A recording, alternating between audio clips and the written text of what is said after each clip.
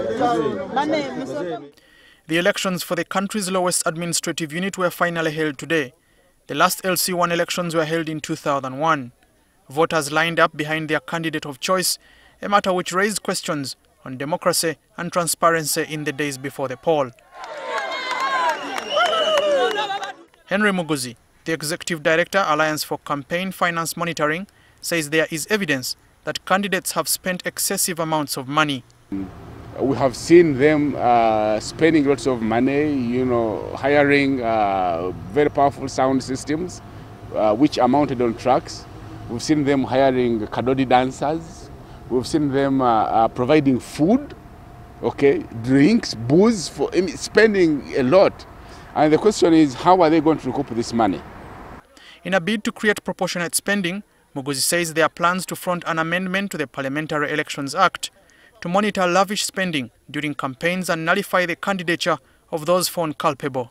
When this law comes into force, then it will be able to regulate campaign spending and make sure that the levels of campaign spending that have been going up kind of come down, but also that the ground, the political playing field, gets to be leveled.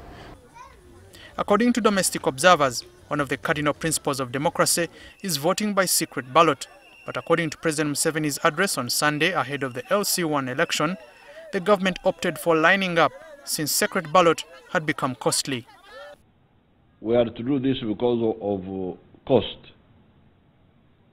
We tried to use the method of secret ballot, but it was very expensive.